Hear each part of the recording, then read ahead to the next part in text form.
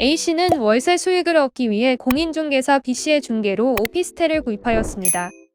그 후 A씨는 B씨로 하여금 자신을 대신해 임차인과 A씨 명의로 월세 있는 임대차 계약서를 작성하게 했습니다. 임차인이 입주한 후 시설물 보수나 교체도 B씨가 대신하였고, 임차인이 B씨 계좌로 월세를 송금하면 B씨가 다시 A씨에게 월세를 송금해 주었습니다. 그런 임대차 기간이 끝났을 때도 A씨는 자신이 직접 임차인에게 보증금을 반환하지 않고 B씨가 주도하여 새로운 임차인이 종전 임차인에게 보증금을 지급하게 했습니다. 그러던 중 월세 있는 임대차 계약이 종료되자 B씨는 새로운 임차인 C씨와 A씨 명의로 보증금 7,500만 원의 월세 없는 전세 계약을 체결하였고, B씨 계좌로 보증금을 송금받았습니다. 그런 다음 B씨는 A씨에게 D씨와 보증금 300만 원, 월세 45만 원의 임대차 계약을 체결하였다고 말했는데, 사실 D씨는 B씨의 동생이었습니다. A씨는 D씨와 임대차 계약을 체결하였다는 B씨의 말을 믿고 종전과 마찬가지로 임차인에게 직접 임대차 계약 내용을 확인하지 않은 채 B씨에게 월세 수령과 부동산 보수 등의 관리를 계속 맡겼습니다. 심지어 월세가 제대로 지급되지 않는데도 오피스텔을 방문하거나 임차인과 직접 연락을 취하지 않은 채 B씨에게 독촉하기만 했습니다.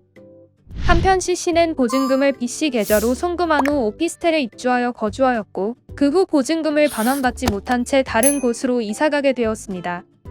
그 후 B씨는 월세 있는 임대차 계약 체결을 위임받았을 뿐인데도 권한 없이 임대인 A씨 명의로 전세계약서를 작성하여 C씨에게 교부하고, 이에 속은 C씨로부터 보증금을 송금받아 편취하였다는 범죄 사실로 사기죄 유죄 판결을 받게 되었습니다.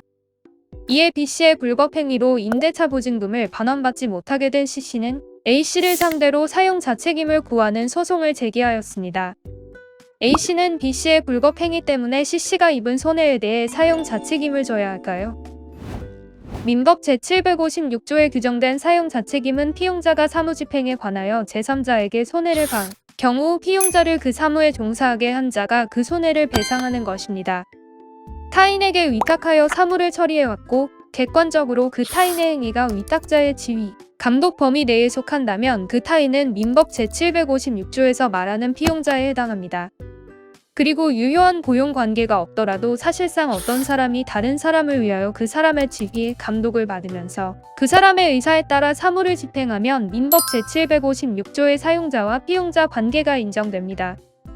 이 사안에서 대법원은 A씨가 임대차 계약 체결, 월세와 보증금 수령, 수선 의무 이행, 보증금 반환 등을 B씨에게 위탁하여 처리해온 점, 임대차 계약의 핵심인 월세와 보증금 수령 행위는 객관적으로 A씨의 지위 감독 범위에 속하는 점, A씨가 오피스텔 임대 업무를 오랜 기간 B씨에게 전적으로 맡겨놓고 임차인의 거주 현황이나 계약 내용에 관해서는 제대로 확인하지 않았던 점, A씨가 지위 감독권 행사를 게을리하여 B씨가 불법 행위에 이를 수 있었던 점을 들어 A씨는 B씨의 불법 행위에 대하여 민법 제756조에 따른 사용자 책임을 진다고 판단하였습니다.